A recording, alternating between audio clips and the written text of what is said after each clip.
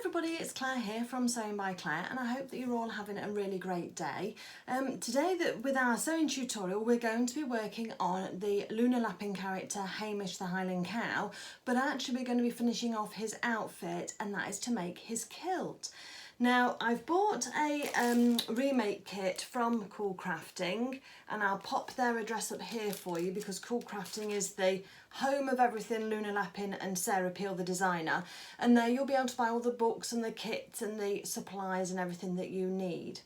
Because I'd already got the book that has got Hamish in it, which is Hamish here with his lovely kilt there, then I've not needed to buy the pattern. So I've bought a remake kit because I've already got the pattern. But if you haven't got the pattern and you want to make his kilt or his outfit as a standalone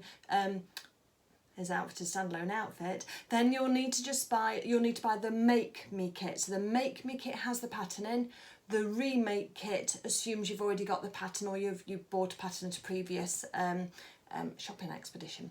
So that's what we're going to be making anyway. That's Hamish in his kilt there. Now I have had the opportunity of making one already, and here's Hamish in his lovely kilt.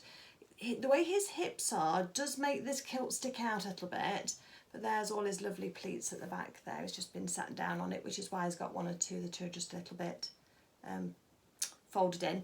But as you can see, we've got his lovely pleather buckles there, and he's got his kilt pin in there as well.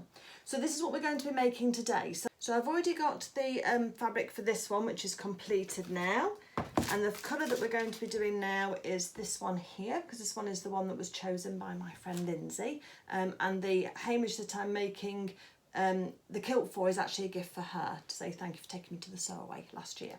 So in order to get on with this, let me get started. So if you want to find your pattern and your fabric, and then we'll get going and we'll make the second Hamish as smartly dressed as the first, and I'll take you along with me. Okay, so you'll notice that the instructions are on page 51 of the book Lunar Lapin and Friends, A Year in Making. But the first thing you're going to note is that there isn't any pattern for making the kilt. We've actually got some sizes that you need to cut out for the waistband and for the kilt itself. Now I would recommend that you don't cut out the waistband straight away, because we're going to be offering this the pleated fabric up against our Hamish, and if your Hamish's tummy is a little bit more firmly stuffed than the one in the directions, then you may need a little bit extra room. So that would be my suggestion. I would not cut out your waistband just yet. So what we're going to need to do is, we've got our fabric and we need to just have a little look. We've got this flat bit at the front here, and then we've got pleats all the way round, and then underneath there's a flat piece as well. So there's no pattern on here at all, and you have to take your piece of fabric just here, and we can iron this so that it's flat. Determine which you want for your right side and wrong side. I think there's one that's slightly crisper than the other. And the way that I denote my right side is I take a pin and then I just pop that in like that, in order just to say, well, that's my right side that I'm working on, and that will help me work with this.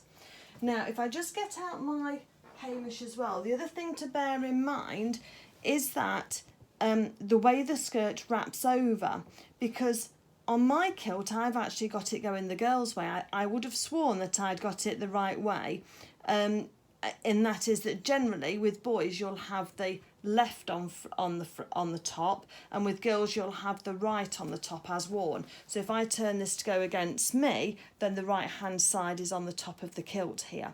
So I need to pay careful attention to that, because as I say, I did think that I'd got it absolutely right when I was making it, but that's just something to be aware of. It doesn't bother me on this one at all that it's the other way round, but if it's something that you're wanting to be aesthetically accurate for, or it matters to you, then you're going to need to just pay close attention to that all the time. Okay, so just bear that in mind. There's a couple of things as we're going through this one that you do need to bear in mind, and I think I've been a little bit slow to make this outfit, just because I think there were one or two issues there that I had to get my head around. Okay, so we have got the fabric. I've chosen my right side. I think this side is a little more muted.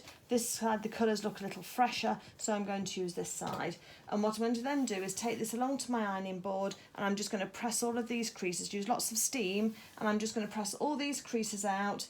So the first thing we need to do from the instructions is to cut down the width of our fabric here to a 5.5 inch strip. So we're going to go all the way along the length of the fabric, but we need to be doing this 5.5 inch strip. Now, just before you cut out, bearing in mind which is your front side, and I've got my top side up, just have a little look and see where you want your hem to be, because there's a 1/4 inch, 1 centimetre hem on the bottom here, and so I just kind of want that to fit, perhaps with that yellow line there. I thought that would look very nice on mine. So just try and have a little look. If you've got a preference, you might not have a preference, and it doesn't really matter, but the first thing that you want to do is make sure that that line across there is straight, and then find your 5.5 inch mark, and then we're going to put a pin in just to mark where that is at the moment.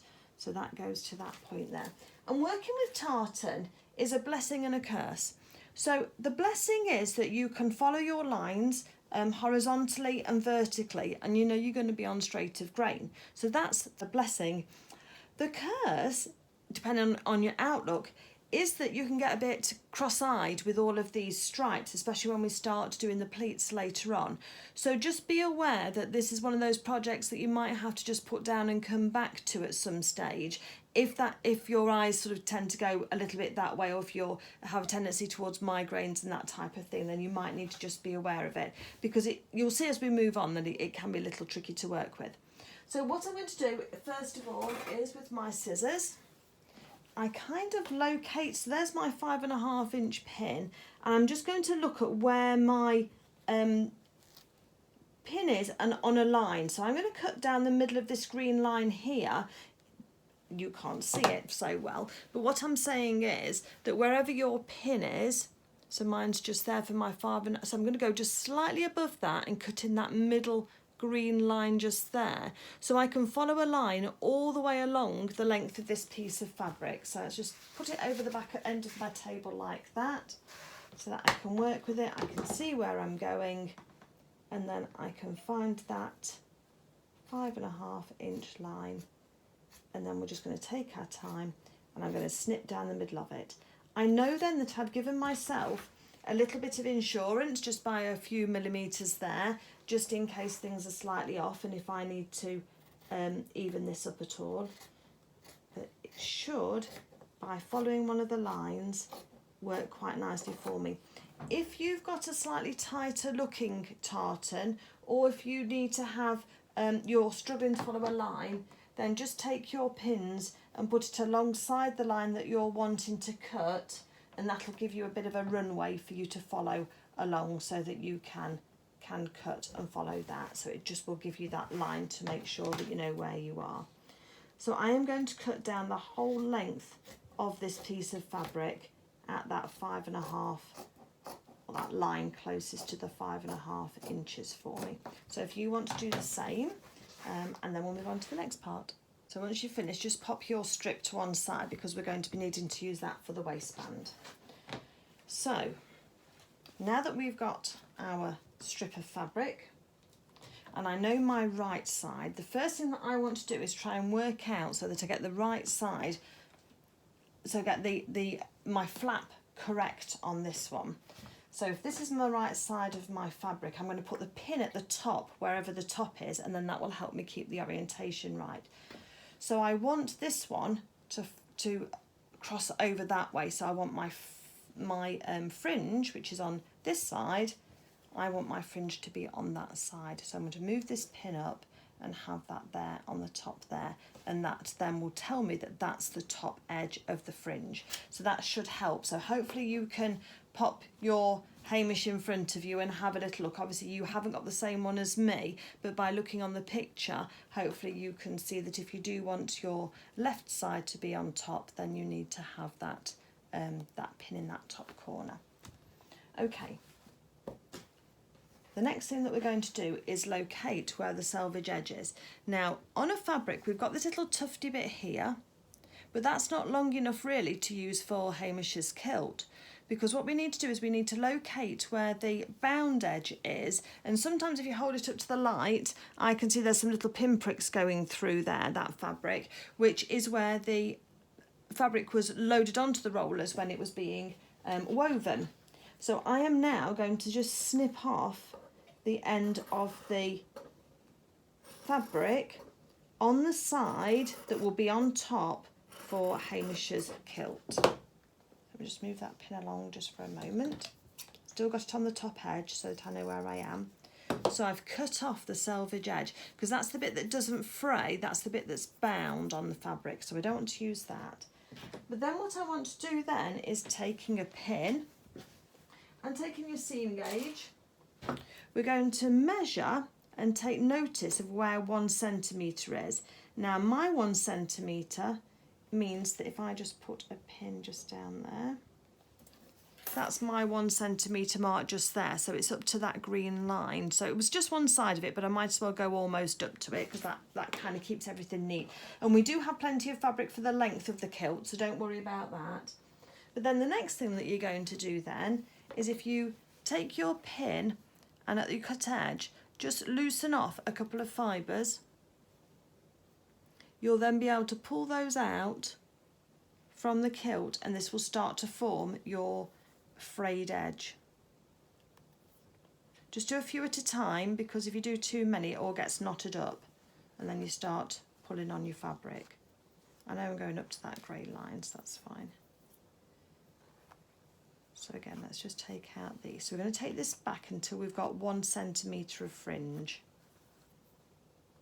So once you've got your edge strip just here, look, with the lovely fringe on it at 1 centimetre, and those lines really do help you. Just hold it up to the light, just make sure that you've not got any threads halfway through, and then still keeping the right side up. What we need to do now is we need to press a 1 centimetre, is it 1 centimetre? A folded edge 1.5 centimetres from that edge. The way that I do that is put your seam gauge on top of the piece of fabric, find out which your square is or your stripe is at the 1.5 centimetre mark, and for me it's the end of that green one just there, and then that's going to give you a nice line. So the first thing we're going to do is let's press it backwards first onto the edge of that. So you're going to need your press mat, and if you want to use a press cloth as well then feel free to do that. So let's just fold that back, and we can use our trick before where we pin into our pressing mat just to hold that in place for us so that we're happy with that. So I'm folding it back to the wrong side at the moment on that 1.5 centimetre line. Use a press cloth just to go over the top. This is a silk organza one and it works really well. Have a little bit of steam in and that'll help. And then once we've got that pressed, we can now turn it back over again and fold out the edge that we've got with our fringe, and we want that pressed folded edge to go right to the edge of that fringe. So I'm just pulling, see if I can do this for you. So there's my pressed edge there that I folded at 1.5 centimetres. So I'm folding it out so I've got the fringe in front of me, and then I'm just pulling that pressed edge forward, matching up your lines. So you want to match up your lines as best as you can, and I'm going to put a pin in just to hold it in place on my press cloth. And the edge of the fold wants to go to the where the fringe just starts, where the threads for the fringe, oh that's a bit of a tongue twister, are just right on the edge. So let's just put that inside there, being careful not to iron over our pins, and let's just press that edge in place there because that will give us a nice edge now to top stitch, because this is going to give us that nice folded edge along there that we're going to now take to our machine and we're going to top stitch. Okay, so I've got navy blue thread in for my to match mine, so coordinating thread, and what I'm going to do is I choose a part on my presser foot that's going to give me a nice edge, because there's our little folded edge in there. Can you see how that folded out? So we want that down, and we want to edge stitch just along the edge here, and it's just going to hold those fibres in place on the fringe to make sure that nothing else frays in the future, and that we've got a nice firm edge for that kilt. So I'm going to line up a apart on my presser foot, and then I'm going to move my needle. And moving your needle is a really useful tip to get used to doing because it doesn't give you much more flexibility.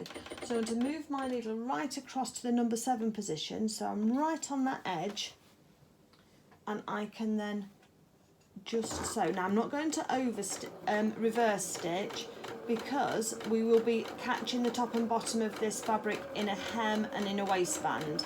So I don't want to have that bulk or messy edge if we do a reverse stitch. So I'm just doing 1 row of stitches just going along the front here. And being as we're top stitching, you could have extended your stitches as well should you have wished to. You could extend your stitch length because we usually do when we're doing top stitching. But I think this navy thread on this navy fabric, and I've got a little row of stitches just along there, look, just catching that edge down. Okay, still got my pinning mark in the top, I still need that. So the next thing that we're going to do now is we're going to be working with the bottom of our kilt. And what we need to be doing is we need to turn up a 1 centimetre hem. And if you've followed me before in any of my other videos, you know on this bottom edge here, what I like to do is, especially if we're going to be overlocking or we're going to be zigzagging it, I like to turn it up first and give some memory to this hem first, so that when we zigzag it or if we lose any width, we know we've got a nice straight edge that we started with. So let's take our seam gauge again, and we want a 1 centimetre turn up. So let's put a pin in there just to hold that, and sometimes you can pin into your ironing board cover as well, and that works really well. Or if you've got one of those little press mats, then it is quite nice that you can stick your pins in.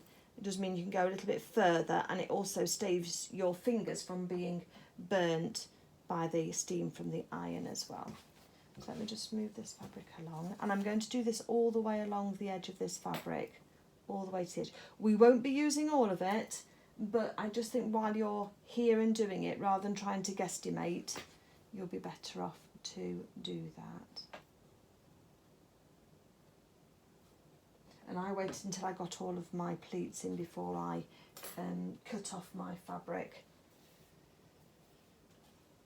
I just found it easier to work that way because I think I do stuff my characters quite well. And so I thought, well, we've got plenty of fabric, I'm not using it for anything else, so let's just keep it in one piece for now. So there we go, that's got that hem in place. And now we've kind of got a line in place. I'm going to have a nice yellow stripe on the bottom of my hem, look, which will look nice. So go along and just fold over and press up your 1 centimetre hem. And then what we're going to do then is we're going to take this to the sewing machine or overlock whichever you've got, and we're either going to zigzag along this edge here to keep this hem nice and neat and stop all of the little frayed edges. You know how you get the little frayed edges coming off the edges? Well, that's what we'll do. We're neatening that, and then we'll just fold it up, and then we're going to top stitch that in place all the way along as well.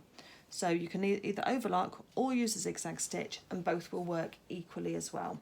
If you've not got a zigzag stitch on your machine or an overlocker, you can pink that edge using your pinking shears, which are these scissors here with the triangular blades to them, and then you would just trim a small amount off, and then you would then go and just top stitch that down. Okay, I'll come back to you when we've done that.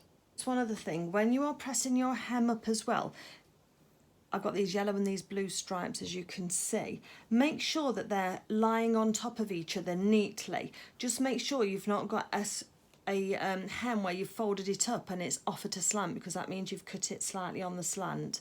You need those lines to be the vertical lines to be on top of each other, so that you then know that you're pressing your fabric straight on that hem. So here's my edge now. I've overlocked over the edge of that, and as you can see, with having that given that a press first, that hem edge wants to turn up perfectly for me. So the next thing that we're going to do is with our machine is we're going to line it up for doing a top stitch along this edge. So just fold your hem up. I'm going to match up the edge of my presser foot now to do my hem. That should just work out just nicely. I'm going to take my stitch up to a 3, and that should be nice. I'm just going to do a couple of stitches forward, a couple of stitches back, and then we're just going to go along the edge of this hem, and I've got the edge of my presser foot against the edge of my fabric just there, making sure that all the way along we've got the hem in the right place, and we'll top stitch that down.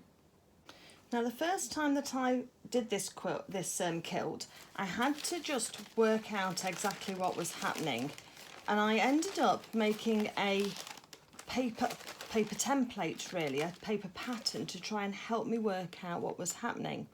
I think I overcomplicated it because I was expecting it to be complicated, and in actual fact it wasn't. But what this can actually help you do is just see what we're actually going to be doing with these pleats. Because we've got our little bit that we folded over to do our fringe, which is that bit just there. So we've done that across to the fringe. We're then going to have a flat section, which is this section here on the front of the kilt, which is the apron bit and just stays flat. And then we're going to start and pleat. Now, the pleats are in effect 3 centimetres apart, but each pleat is only 2 centimetres deep, because we've got this bit here, 2 centimetres, that makes the pleat, and then you've got a gap between the next pleat. Let me show you on here. So here I've got a pleat, there's an edge just there, look, but then I've got, so at this point here on this flat bit, there's actually 3 pieces of fabric. There's the one at the back, the one that returns, and then the one that leads on to the next pleat. I might be complicating it for some people, but other people appreciate this explanation. So each pleat of 3 centimetres is split into a 2 centimetre for the pleat, and then a space of 1 centimetre. So when we fold these, we've got a mark at the 2 centimetre place. Those marks there will go on top of each other. So if you can see, I've got my 2 centimetre there by the shaded area. That folds over to give me a pleat, which in depth is 1 centimetre, which takes up that extra centimetre there, which is the 3rd centimetre, to make 1 complete pleat.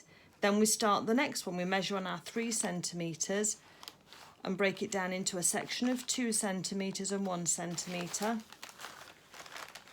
We pleat it on we fold it on the 2 centimetre mark, and then pull it up to where we started, and then as we do that all the way along, we get these flat pleats that actually lay over the top of each other or lay flat behind each other, so you haven't actually got a pleated fabric overlapping each other. I'm trying to explain this as best as I can, because I think if you can get the concept of it, it'll make it easier when you go on to the next section. So that's the way that I did it. I got a piece of paper, I measured out my 3 centimetres for my pleat, I shaded off 2 centimetres and left 1 centimetre blank, and that then enabled me then to see, right, okay, so the shaded area needs to be folded, you know, to be covered up, and then the only piece that you're left seeing, let me put a pin in here and it'll help you just see, the only piece you're left seeing at the end is the 1 centimetre in between each pleat. So these, when you fold them over, start to make your pleats for you. So again, shaded area, a flat area, 2 centimetres for the shaded area, 1 centimetre for the unshaded area. So that's going to fold over there like that. And then in effect, we're going to put a pin in. So this is what gives you, when you look down when you look all the way along, once these are folded all the way down, this is what's going to give you that beautifully crisp pleated skirt that we've got going on here, that's just like a bit like a concertina, isn't it? The next thing then is that Sarah says in the book to then put a pin at the top and at the bottom, because then we're going to then in time sew down 2 inches of the pleat, and the rest will then open up. But we've got to press these pleats in order for them to stay in place, like this kilt is doing just here with these pleats. And I'm going to vary you slightly from what Sarah's said in the book as to how we deal with that. And the reason why I'm doing it now is because I want to kind of show you with a piece of fabric as to why I'm going to encourage you to tack your pleats down as you're going rather than just pin them. Yes, pinning them is easier and quicker.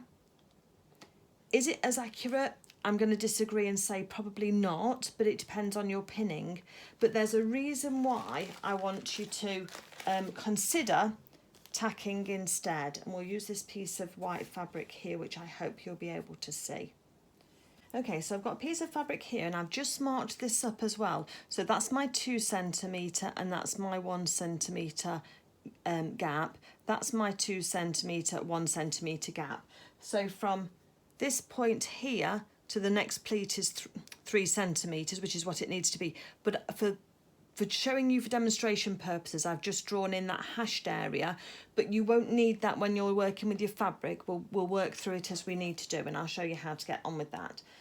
So the first thing that we need to do is we're going to fold over the fabric on the line at the 2 centimetre mark. I'm just going to finger press. You don't need to do this. This is just me demonstrating why my different methods of how to mark these and to keep these pleats in, but it does help to understand what's happening. So I'll finger press that mark there on the 2 centimetre mark. I'm then going to bring it forward and put it on top of the starting point for that pleat, and then I'm going to put a pin in it, top and bottom.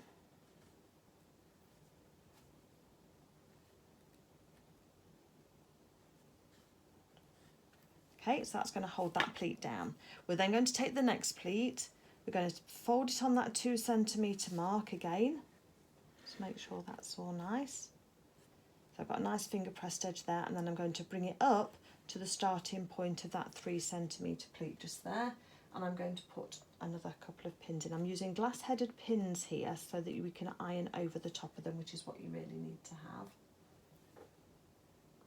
You can pin it in from top and into bottom, so I can show you that it doesn't matter which way around you do those.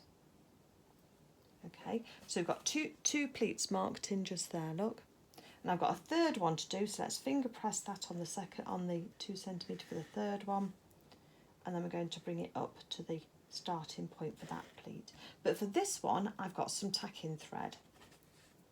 And I'm going to start at the bottom. You can put a pin in just to hold it still if you want to, but this is only a small piece of fabric, so I can just hold it with my fingers. And what I'm going to do is I'm just going to do a double stitch at the end, and then I'm just going to tack this pleat down in place. Does it take longer? Yes, it does. But I think hopefully if my little example demonstrates well, then I'll show you why I prefer it. So tacking that pleat down and just going down the middle should be enough just to hold it for you. Just getting tangled on my pins. You just kind of want to keep out of your sewing line, and when we sew them, we'll sew them on the edge that's folded on the top, so that we can then, oh, come on thread, cooperate with me when I'm on video please. So we've just ironed those pleats into place, and what I want you to do now is just take your pins out, because I hope that you can see that you've got a distortion in your fabric just here from where you've ironed over your pins. Can you see that? Where the pins have been in? I'll have a look when I edit the video. Hopefully you can see that that fabric has been just distorted, whereas the fabric where we've tacked it is absolutely ramrod straight. Look at that, just really nice and crisp. So I'm going to suggest to you that you do take that little bit of extra time to tack down your pleats, because at the end all you have to do is just undo that double stitch at the top and the bottom, and then you can pull your thread out and you've got your pleat. And as you can see, there's no distortion in that pleat at all, that first one, but the other two pleats, as you can see, they've got that little bit of distortion where they've been pinned and you've ironed over the pins. So that's why I'm not a fan of ironing over pins. Obviously, if you're short of time or you just don't want to do the tacking, I totally understand, because it does take longer to do, but I think you get a much nicer finish if you just take the time time to tack. So I will be tacking in mine, but wherever I'm tacking, if you don't want to do that, then you can just put your pins in and then just be careful when you are ironing those to make sure that you don't get those marks in your fabric. Okay, so we talked about working with the paper pattern and we've talked about the pins, so let's just now go on to our actual fabric and start and work with this. So we need to make sure that we've got a 6 centimetre apron for the start of it. Yeah, 6 centimetres. So from the folded edge that we did where we neatened off the fringe, we're going to measure in 6 centimetres and we're going to put a pin down just so that I can see where we are, and that's onto that yellow edge there for me. Just marking it with my pins for now. And this is where we're going to start and do our pleats. So from that edge just there, we are going to make 1 pleat. Let me just have a quick look at my Hamish. Yeah, they're all going the same way, that's fine. We're going to measure on 2 centimetres and we're going to put another pin so that we can mark that. So this is just to get our bearings for how much we're working with. So although each pleat is 3 centimetres, I want you to just to work with them in 2 centimetre stages really. Okay, so once you've got your pins marking where your 2 centimetre pleat is going to be, we're going to, and that's towards this fringed edge just here, as you can see. You're going to take these first pins that are marking that 6 centimetres. So this here area here is 6 centimetres where I've got my pin to tell me the top. And I'm going to just put a little finger pleat in there, and you can usually use the heat of your fingers and your fingernails just to put in that mark. Once you've got it marked, take your pins out so you know where you are, and this is where the lines can really help on your tartan fabric. And then you're going to take that up to where the pins are on your marking your 2 centimetre part.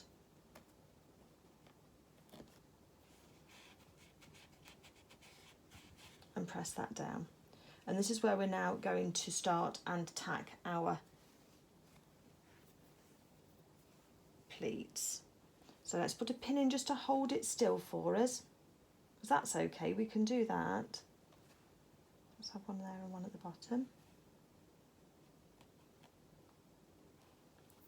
And then we're going to do a double stitch at the hem here just to hold that nice and flat for us so that that doesn't get distorted. And then try and keep away from the very edge because you're going to be stitching along there. So just down the middle of that pleat, let's just do a few stitches, just tacking stitches, just holding that one in place. It can be quite big just to hold it in place.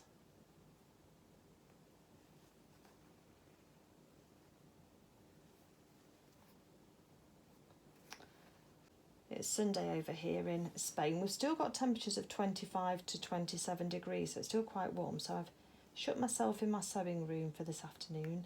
My husband's popped back to the UK, and so I'm able to just get on with my recording and stitching. So there's our first one pinned in. So let's take our pin out now. And now we've got the apron marked and we've got our hem stitch, so we know exactly which is the top. So I'll take that pin out now. Okay, so once we've got our first pleat marked in, we're then going to take our seam gauge and we're going to mark in 1 centimetre. I'll use a straight pin instead. So see where that is on your fabric. You can use different coloured headed pins if you wanted to, so it helps you. So there's the head of our fabric, and we're going to then mark on from that. That's 1 centimetre mark, and then we're going to mark on another 2 centimetres. That's the edge of this green stripe. For me, might be different on yours if you're using a different colour fabric. So then what we do now is we're going to take my red pins to my white pins. So the red pins are where I'm going to do my folded edge with my fingers, finger press that. And then I'm going to fold that edge across to the white pins. And then I can then put a pin in just to hold that in place. Making sure that's nice and straight all the way down. And then once one's in place, I take out my white pins, and then I'm going to use my needle and thread again, and I'm going to tack that pleat in place. So I've changed my thread colour now to this pink so that it's like a baby pink, so you should be able to see it better on this dark fabric. Just make sure you don't tack your kilt down to your pressing board and pressing mat. And again, we're going to go along this edge and just tack this. Do a couple of stitches in place if you want. Just make sure that your lines of your kilt are right on top of each other. And I also tack all the way down because those pleats want to be fixed in all the way down the length of the pleat for the length of the kilt, don't they? So we want to make sure that they stay nice and neat.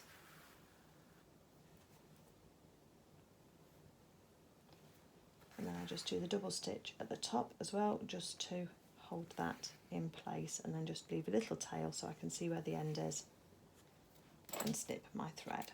Okay, and then once we've done that, we can take out those pins. So here we've got two pleats now lined up. This is what it looks like on the inside. We've got the fabric on the inside there, but this is our top side because we've got our fringe and our top stitching on the edge there. So let's go again. So seam gauge again, put it up to the folded line of the pleat you've just sewn, and I'm going to put my red pin in at 1 centimetre, top and bottom, so I can see where that is, and then I'm going to then measure across 2 centimetres from that, or 3 centimetres from the starting point. Each pleat's got to be 3 centimetres in total, hasn't it? So it doesn't matter which way round, because if you've got your pin in correctly at 1 centimetre, then you'll have your next pin in place at the correct point. So then we're then going to take our red pin point, fold our fabric at that point so that we get a nice little edge, finger press it where we are and take those pins out. So we've got that marked. This is where those lines come in really handy. And then we're going to take that over, and that folded edge is going to go and touch up against where the white pins are. And I'm just going to move those along, those pins, and just pin that in place just to hold that there. Okay, once it's held in place, again, you guessed it, we're just going to do a double stitch at the bottom of the hem here with our tacking thread, just to hold that in place. And then we're going to pin all the way along. Not pin all the way along, we're going to tack all the way along. What you should notice is that when you look on the edge of your kilt, and I'll do that in a second, let me just tack this in place. It doesn't take long to do each individual one, but you're going to be doing probably 16, 18, maybe even 20 pleats in total, so that's where the time comes in. It's just that measuring and just making sure you've got your measuring accurate, ready for the sewing down, because these will be top stitched in the end. Okay. So once you've done that, you take your white pins out and you're ready now to start on your next one. So if we just take a moment just to look at the pleats and how they are folding on top of each other, hopefully you can see that the fabric that forms the pleat doesn't go under another pleat. It sits on the top, so that the folded edge of one pleat kind of gets to the next pleat. It almost makes like an S shape, doesn't it? On the end there, hopefully you can see that with the light. It's hard for me to see. There's my little sample. So let me just show you on this sample here. Hopefully it'll be easier for you to be able to see those creases. So when everything's all pressed flat, that's like the folded under portion of each pleat doesn't go under another pleat. They all kind of lie on top of each other, or away from, yeah, they don't lie underneath each other. So if you look from the top edge there, you can, if I straighten that out, then you can see that the pleats take up the 2 centimetre for the folded edge, but then it lies up to the folded edge of the next one, so it doesn't go beyond it. So if you look from this side, you can see there's a pleat, there's a pleat, there's a pleat, but they're not overlapping onto each other.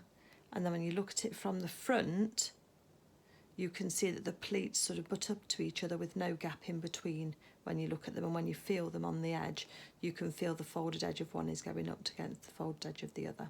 I hope I've explained that okay, because I know this is the fundamental part of the of the kilt process. All I can suggest is have a go at doing it with paper first and have a go at doing it with some flat fabric as well, and you'll see what I mean, and then watch the video back before you start working on your actual fabric for your kilt, and it should hopefully be easier for you then. But what we're going to do now is carry on quilting this, but have your Hamish to hand, or your character to hand, because then what we're going to do is we're going to be putting this on top of Hamish's tummy to have a look, see where he is, and we want enough pleats to go all the way around to just about where the fringed edge is on the actual apron bit. So that's where we're kind of going to, but we need to use up all this fabric with the pleats first, but keep your Hamish to hand, because then you don't need to worry about the size of your Hamish's tummy. You'll be able to make sure that it fits your Hamish regardless of how many portions of haggis he's been eating. Okay, so I'm going to carry on doing this now because the process is absolutely the same, and I'll come back to you when I've got all of my pleats done and laying nicely on top of each other. And as I said, I do think that these are going to press nicely together when we come to actually pressing those without those marks in it. Okay, so I've just finished tacking what I think will be most of my pleats, all go in the same direction away from this flat apron area at the front here, and they're all going this way. I've made sure that I've taken the time to make sure that all my pleats are sitting on top of the line so that the horizontal lines going around Hamish's body will be right. So I'm just going to give him a little try and just offer it up to him and just have a look and see. So if we put the flat apron bit at the front, and here's the fringe bit, and then without pulling the pleats open, just wrap that round him, and you want the last pleat to be just about on the fringe, and I can see that is on the waist edge just there. So let's just take that off you again, Hamish, for a second, because the next thing that we need to do now is we need to do a reverse pleat. So what we're going to do first of all is, where we've been measuring 1 centimetre then 2, we're going to measure 2 centimetres and then 1.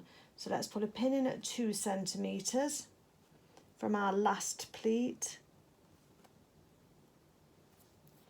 because then what we're going to do then is use that edge there to fold forward, and that's going to butt up against the same pleat that we've just finished tacking before. So just pin that down. So you kind of bring in one, so you've got 2 folded edges together, whereas before all the folds have been going away from each other. This one here, you've got a folded edge just there, and we've got a folded edge just there, so we've brought one pleat back to meet up to itself, so it's got a double pleat in there. And then we are then going to pin the last one 7 centimetres from the edge of that one. So from that one there, we're going to measure 7 centimetres, and we can use our pins just to mark where we are. And then we're then going to be able to cut our fabric through there and then fold it back, and that will give us an edge. But first of all, I want to just tack down this one where we folded it back on itself, so that it's got that one first, that double pleat at this hem edge. I'm making sure to go through all of the hem quite nicely so that will hold it nice and still.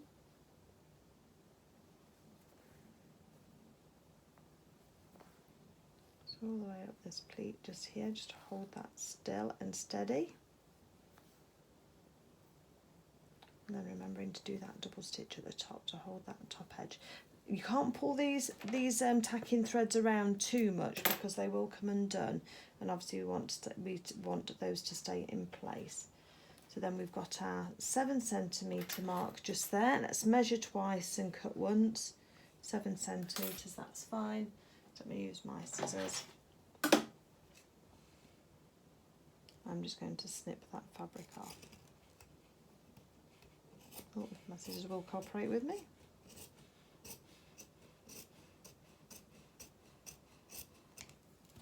And then what we need to do is we need to neaten this edge we've just cut, so I'll overlock down there, and then we're going to turn it through to the back and then we're going to top stitch that down, so that'll be the other edge of our quilt. I keep saying quilt, kilt.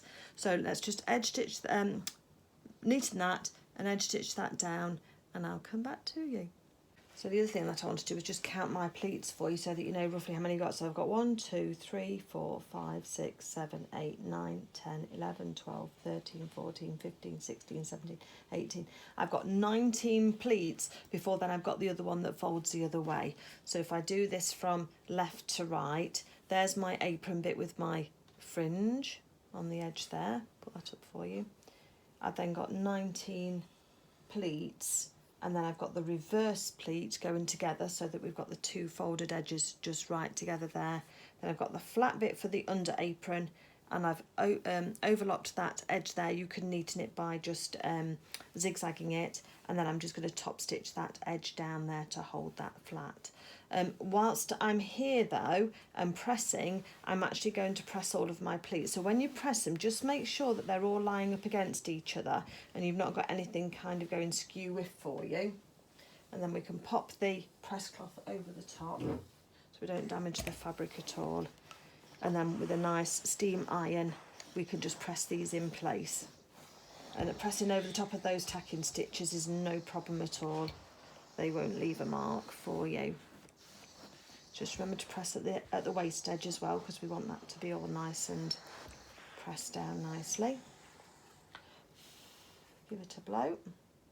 Then we can turn over, and because the fabric's thick, because of all those pleats, let's just press it from the reverse. And I am using steam as well to help press these pleats.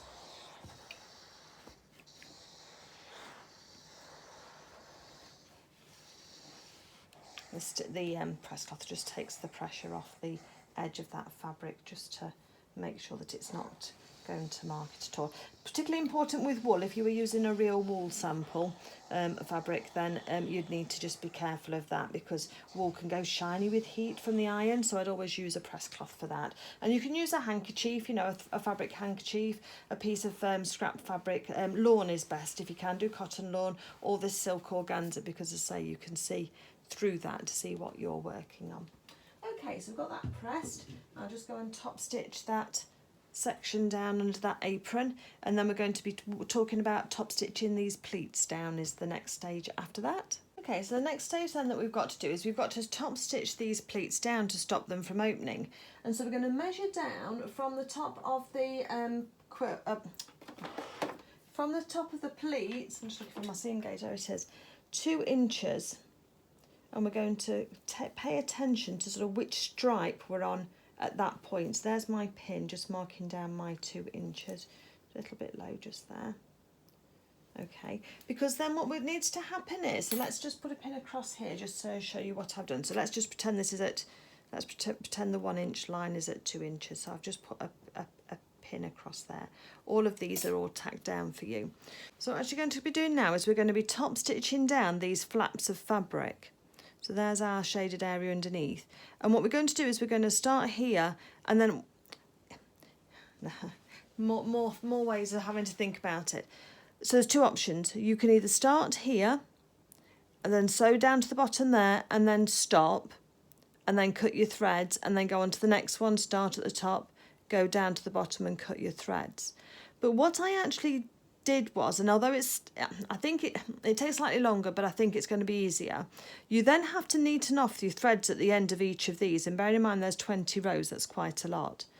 So what I did with my kilt, this test one, was I started here, I sewed down to the point of the kilt that I had to stop at, I then turned my fabric round and went back again so I was at the top. I then stitched across to the next pleat, and then I started here, turned my fabric round and went down to the bottom of the pleat, needle in the work, twisted, and then came back up again. So on my kilt here, each of the top stitching of the pleats has got 2 rows, perhaps you can see it on that one slightly better, has got 2 rows of stitches. So I started at the top, went all the way down to the stop point, left my needle in the work, turned the fabric all the way around, and then went back up to the top again. The reason I did that was because it didn't give me any little threads down here that I needed to neaten off at all. I could use the same continuous thread to top stitch down all of these pleats. I only had a starting thread here, which would be hidden in the waistband, and then I had a finishing thread at the end that would start there. So that's what I would recommend you do. If you don't, and this is where it's going to make your eyes go a bit skewy if you're not careful, because all of these lines can be quite difficult to follow. If you struggle, you can either take a piece of fabric or a piece of paper. Let me just get a piece of paper and I'll show you. And if you have problems seeing, what you can do is, next to your first pleat folded line, is you can put a piece of paper and then you can then pin it in place. Because then that gives you a nice clear edge to follow. I mean, obviously fabric can move, so you've just got to be careful that you don't mess it up. But there, that piece of fabric, this piece of paper is right against that folded edge. And I'm going to stitch, can you see how my fingernail's just underneath that edge? Let's use the seam gauge instead there. Can you see how that goes underneath? I'm going to be stitching right on the edge there, and I'm going to go down, stop, and then go back again. And I'm not going to reverse because you go a bit skew if then. I'm actually going to pivot, so I'll leave my needle in the work, and then I'm going to turn my stitching around. And you can do this on each one if you need to, and just go up to the top, and then you can cut your threads and then move your piece of paper along. And if you're prone to migraines, or you're prone to these kind of lines on the fabric just making your eyes go a bit funny, then that's what I would do. It can be tricky, and it depends on the kind of tartan that you've got, but just sort of keep your note as to where your 2-inch line is for your stopping, because we're just going to go down to there and then go back again. Let me show you how I mean, because that will probably be best, won't it? So I've got all of my fabric across here. I mean, can you work that way? Oh, I suppose you can work out the way, can't you, really? Let's start this way then, and we'll know where we are.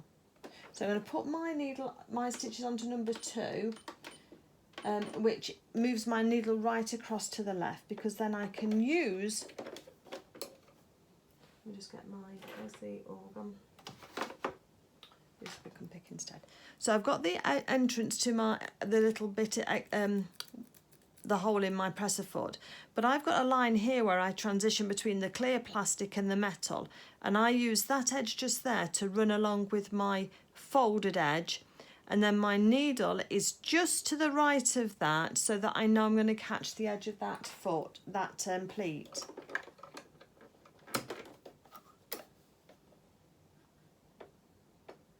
So there we go. So let me measure my 2 inches as well, so that we know which line I'm following, being as I've changed the side that I'm working from. So 2 inches is just there. Once you've done a few, you can actually see where you are, and then you can tell. So let's just take a couple of stitches forward, a couple of stitches back at that point. And I'm going to put my needle in the work. And then I'm going to sew down this first one. Take note of where I'm going to just before that yellow. Needle in the work, and then on this first one I can jump across to the next pleat if I wanted to, which I do. So I'm going to take 2 stitches across, because that will take me on to my next pleat, and then now I've got my hem at the other end of the work, and now I'm going to come back up this pleat now with having my presser foot marking right where I wanted it. Okay, so I'm going to get to the top here. So once I know I'm in my seam allowance by waistband, I'm going to leave my needle in the work, lift up my presser foot, and then I'm going to sew now across the top of the pleat to hold the pleat down until I get onto my next pleat. So there's my next one, so keep your eye in for where you need to be for your next one. And then needle in the work, presser foot up, and then now I'm going to start going up and down. So now I'm going to go down on the edge just here until I get to that, almost to that yellow mark. Needle in the work, lift my presser foot up, flip my fabric all the way around, and now I'm going to go back over the line that I've just sewn as much as I can as possible. On this dark fabric it's much easier to hide that. Needle in the work, lift up the presser foot, and then we're going to go across the top to the next pleat. So let's just sew across to the next one, just on that green edge. Lift that presser foot up. I've gone too far, so I'm going to just come back, one stitch, probably be enough. And now I'm going to stitch down this pleat here. I'm going down to my mark, just down to that, almost that yellow point. Needle in the work, lift up the presser foot, spin all the way round, and then back up to the top. So I hope that kind of gives you an idea of how I'm doing mine, because we're doing 2 in 1. We're closing down the top of the pleats at the top here on that waist edge, but we're also sewing down the pleats without giving us those raw edges at the very end to then have to neaten off. So again, spin it round and then go down to the bottom.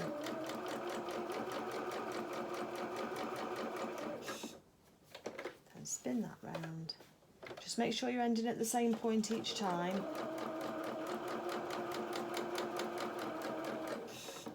You just need to remember which direction you've been in. But you can always stop your threads and just take your work out if you need to and have a look and see. Right on the edge.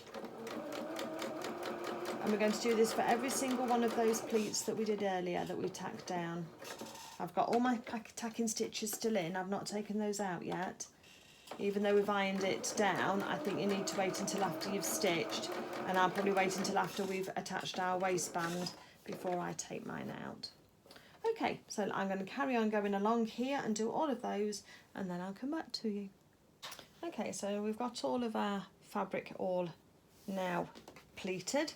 I've still kept my tacking stitches in just for now, and all of those have been sewn down to the 2-inch mark, which is there, and then gone back up again, which is fine.